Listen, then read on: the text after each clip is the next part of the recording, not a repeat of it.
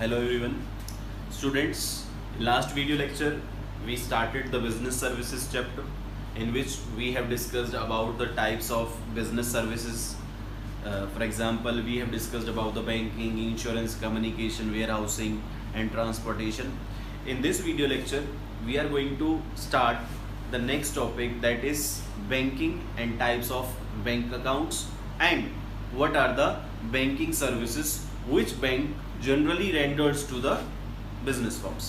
Students, banking company कौन सी company होती है? Banking company is a company which generally advances the loans and accepts the deposits from the public.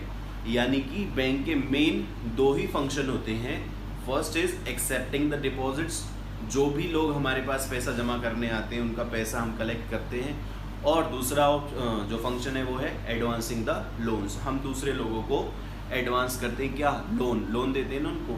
तो ये जो deposits होते हैं these are repayable on demand. यानी कि जब कभी भी हमारे जो कस्टमर हैं या हमारे जो बैंक के मेंबर्स हैं वो कभी भी उनको कैश की ज़रूरत हो और वो विड्रॉल के लिए आ जाएं तो हम उन्हें मना नहीं कर सकते. हमें वो एट द टाइम विड्रॉ उनको करने होंगे, मतलब उनको वो पैसा वापस करना होगा. Repayable on demand. हालांकि इतना डिटेल में हमें जाना नहीं है. क्या फंक्शंस हैं बैंकिंग के वो हम 12th क्लास में मनी एंड बैंकिंग चैप्टर के अंदर पढ़ेंगे, इकोनॉमिक्स में. यहाँ पर हमारा जो मेन सिलेबस का जो पार्ट है उसमें हमें सिर्फ यही डिस्कस करना है कि बैंकिंग क्या है and what are its types of accounts.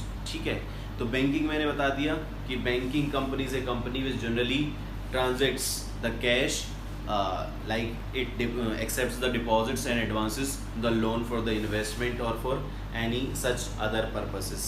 ठीक है. टाइप्स ऑफ बैंक अकाउंट्स की अगर बात करें हम कि कितने तरीके के टाइप्स होते हैं बैंक अकाउंट्स के, तो सबसे पहले हमारे पास होता है सेविंग बैंक अकाउंट. ठीक है, सेविंग डिपॉजिट अकाउंट जिसे हम कहते हैं.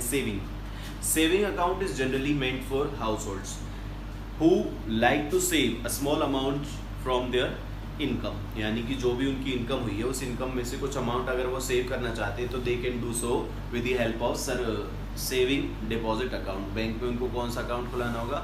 सेविंग डिपॉजिट अकाउंट, जिसे हम सेविंग अकाउंट भी कहते हैं. तो उस सेविंग अकाउंट में जो हाउस होल्ड्स होते हैं, ठीक है, तो वो हाउस होल्ड अपनी जो इनकम है उसका कुछ पार्ट सेव कर देते हैं फॉर फ्यूचर से, या फिर कह सकते हैं कि उनको फ्यूचर में कोई सिक्योरिटी या फिर इस पर्पस के लिए उनको सेव करना है किसी और अदर पर्पस के लिए. तो अगर उन्हें सेविंग करनी है तो वो कहाँ करेंगे?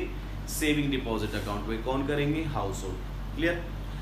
ये सेविंग अकाउंट जो होता है वो हाउस होल्ड्स के लिए होता है. ठीक है, यहाँ पर बहुत सारी लिमिट्स होती हैं कि आप इतना पैसा इतने टाइम पीरियड के अंदर जमा कर सकते हैं और लगा सकते हैं, फिर उसके बाद चार्जेस लगने शुरू हो जाते हैं. तो बहुत ज़्यादा बाउंडेशंस होती हैं.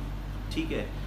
सेविंग डिपॉजिट अकाउंट पर interest, normal rate of interest house holds को मिलता है. जैसे सपोज करो मैंने कोई पैसा अपना डिपॉजिट करवाया बैंक में, तो I am entitled to receive interest of nominal rate that is normally 4% पर एनम. ठीक है, 4% पर एनम, जो फिक्स डिपॉजिट अकाउंट से बहुत कम होता है, एफडी से बहुत कम होता है. ठीक है, तो सेविंग अकाउंट में इतना ही है. 2-3 बातें हमें इसमें रखनी है सेविंग अकाउंट में याद. सेविंग अकाउंट हाउस होल्ड्स के लिए होता है. ठीक है, सेविंग अकाउंट में हाउस होल्ड्स जो होते हैं वो अपने सेविंग्स यानी कि जो उनकी इनकम हुई है उसका कुछ पार्ट सेव करते हैं. इसमें बहुत सारी लिमिटेशंस होती हैं. लिमिटेशंस रिगार्डिंग द डिपॉजिट्स और विड्रॉल, कि इतने टाइम में इतने ही विड्रॉल कर सकते हैं, इतने डिपॉजिट कर सकते हैं, इससे ज़्यादा डिपॉजिट करेंगे तो चार्जेस वगैरह लगने शुरू हो जाते हैं. और इस पर नॉर्मल रेट ऑफ इंटरेस्ट मिलता है किसको? हाउस होल्ड्स को, उनकी सेविंग के ऊपर. ठीक है. नेक्स्ट है करंट डिपॉजिट अकाउंट. जैसे सेविंग अकाउंट जो था वो किसके लिए था? हाउस होल्ड्स के लिए. करंट अकाउंट किसके लिए होता है? बिजनेसमैन के लिए. बिजनेसमैन के लिए करंट अकाउंट इसलिए ज़रूरी होता है क्योंकि सेविंग बैंक अकाउंट में तो बहुत सारी लिमिटेशंस होती हैं, कि लिमिट होती है कि एक सेट लिमिट के बियॉन्ड हम उसमें जो है विड्रॉ नहीं कर सकते या डिपॉजिट्स नहीं कर सकते. लेकिन करंट अकाउंट में ऐसी कोई लिमिटेशन नहीं है. You can withdraw so many times in a day. You can deposits as much as you can in a single day as well. ठीक है, तो एक दिन में आप जितनी भी ट्रांजेक्शन करो कोई लिमिट नहीं है. सेकेंडली, यहाँ पर अमाउंट की भी कोई लिमिटेशन नहीं है. थर्ड, जो ये करंट डिपॉजिट अकाउंट होते हैं इस पे कोई भी इंटरेस्ट नहीं मिलता, ठीक है। बैंकिंग जो होती है करंट अकाउंट में, वहाँ पर हमें कोई इंटरेस्ट नहीं मिलता है, बिजनेसमैन को कोई इंटरेस्ट नहीं मिलता है करंट डिपॉजिट्स पर। Rather bank charges some bank charge from current account holder, यानी कि जो बिजनेसमैन जिनका करंट अकाउंट होता है बैंक उनसे बैंक चार्जेस लेते हैं, ठीक है, चार्ज करते हैं बैंक फीस। क्लियर। तो करंट डिपॉजिट अकाउंट और सेविंग अकाउंट में क्या डिफरेंस हुआ कि सेविंग तो हाउस होल्ड्स के लिए होता है, करंट बिजनेसमैन के लिए होता है। सेविंग पर नॉर्मल रेट ऑफ इंटरेस्ट मिलता है, यहाँ पर हमें कोई इंटरेस्ट नहीं मिलता। सेविंग अकाउंट में बहुत सारी बाउंडेशंस होती हैं रिगार्डिंग द डिपॉजिट्स और द विड्रॉल, यहाँ पर ऐसी कोई लिमिट्स नहीं होती हैं। तो मोटा मोटा सा यही डिफरेंस है। Next is recurring deposit account. Recurring deposit account is just like a LIC। LIC का मतलब ये होता है कि fix amount of money you have to deposit in a bank after a fixed period of time regularly। तो इसको इसलिए recurring कहा जाता है। रिकरिंग जैसे हम रिकरिंग का मतलब एक पर्टिकुलर टाइम तक, जैसे सपोज मंथली भी हो सकता है वो, या फिर वो क्वार्टरली भी हो सकता है, या हाफ ईयरली भी हो सकता है, एनुअली भी हो सकता है, ठीक है। For specific period of time, specific period of time. जैसे सपोज करो जैसे सुकन्या योजना है, बहुत सारी योजनाएं LIC जो होती हैं, इनमें हमें क्या करना होता है, हर महीने या हर 3 महीने में या हर 6 महीने में हर साल एक अमाउंट जमा करना होता है। सपोज करो मंथली 2000 रुपीज़ हर महीने मेरे को जमा करने, कितने साल तक, ठीक है, मल्टीप्लाई बाय 20। सपोज करो 2000 रुपये हर महीने, एक साल में कितने महीने हो गए, 12 महीने, 20 साल तक मुझे जमा करने हैं। 20 साल बाद सपोज करो मुझे 15 लाख रुपए जो है रिटर्न होंगे। इस तरीके की जो स्कीम्स होती हैं वो किस में आती हैं, रिकरिंग डिपॉजिट अकाउंट। रिकरिंग में मतलब एक पर्टिकुलर टाइम पीरियड के बाद, ठीक है, और एक पर्टिकुलर टाइम पीरियड तक हमें बार बार डिपॉजिट करने होते हैं। जैसे हर महीने कि अब मैंने जैसे आज इंस्टॉलमेंट पे की है, सपोज करो आज है 7th of July, तो नेक्स्ट मंथ की जो 7th वो आएगी डेट, उसको मुझे क्या करना होगा, फिर डिपॉजिट करना होगा। यानी कि 7th अगस्त को, फिर 7th सितंबर को, फिर अक्टूबर में, इस तरीके से हर महीने। तो एक महीने के बाद मुझे हर बार क्या करना है, पेमेंट करनी है अपनी इंस्टॉलमेंट की, तो उसका मतलब तो हो गया रिकरिंग, ठीक है। और ये रिकरिंग डिपॉजिट अकाउंट जो होते हैं फिक्स पीरियड तक मुझे करने हैं, ठीक है। जैसे मान लो 20 साल तक मुझे हर महीने इतने पैसे देने, एंड समथिंग लाइक दैट, तो उसको हम क्या बोलेंगे, recurring deposit account. Recurring deposit account में जो मैंने बैलेंस डाला हुआ है, पैसे जो जमा किए हैं, वो पेएबल होते हैं कब, एक एक्सपायरी ऑफ टेन्योर के बाद, यानी कि टाइम पीरियड के बाद, कि 20 साल बाद या 25 साल बाद या 15 साल बाद, लाइक दैट। तो अगर मैं उससे पहले पैसा निकालूंगा तो मुझे वो पैसा पूरा नहीं मिलेगा। Bank deduct some amount according to its norms और terms and condition, and after such deduction my balance will be payable to me. बात आई ना बेटा समझ में कि रिकरिंग डिपॉजिट अकाउंट में जो भी मैंने पैसा डिपॉजिट किया वो मेरे को वापस कब मिलेगा, एक फिक्स टाइम पीरियड के बाद।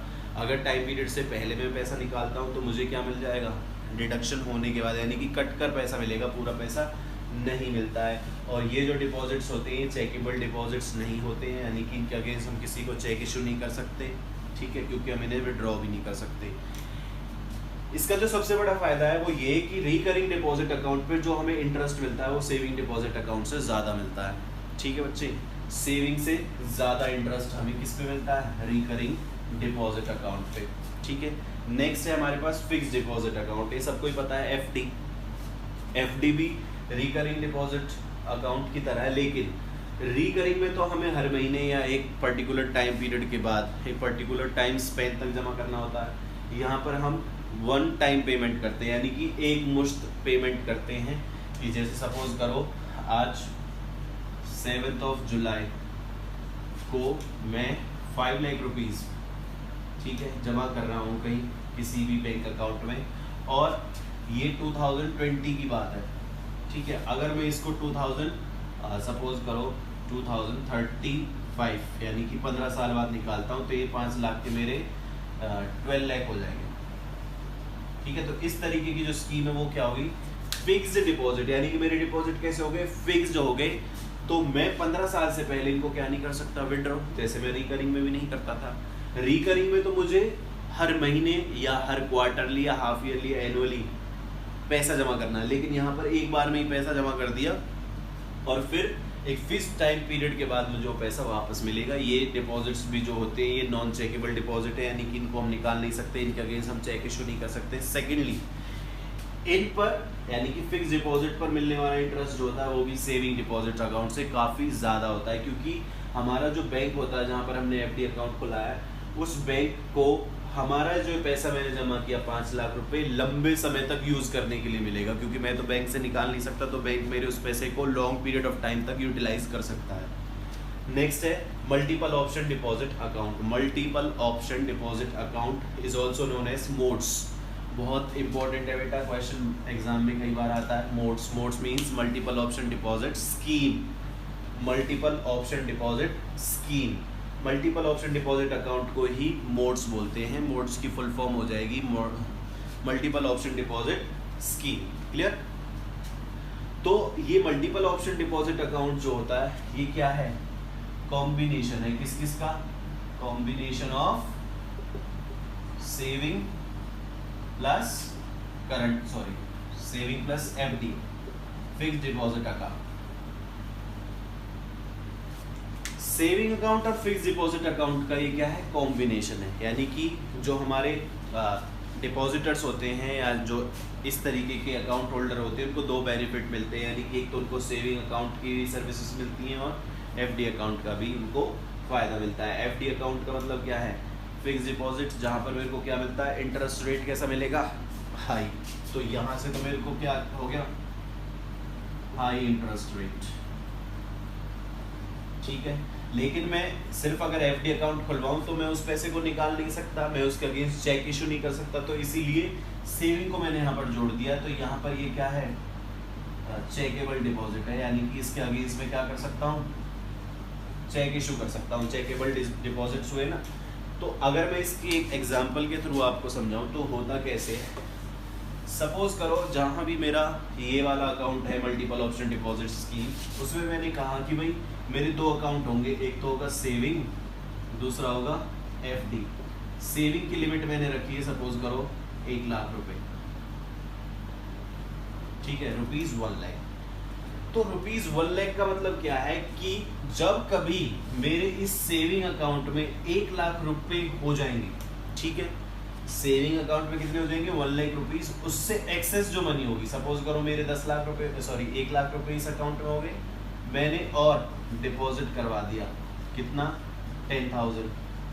तो वो 10,000 फिर यहाँ नहीं जाएगा, वो 10,000 कहाँ आएगा, यहाँ पर आएगा। तो मेरे एफडी में अब 10,000 हो गई, यानी कि जब मेरी एक स्पेसिफिक लिमिट क्रॉस हो जाएगी सेविंग अकाउंट की, तो वो ऑटोमेटिकली कहाँ पहुँच जाएगी, एफडी अकाउंट में, ठीक है।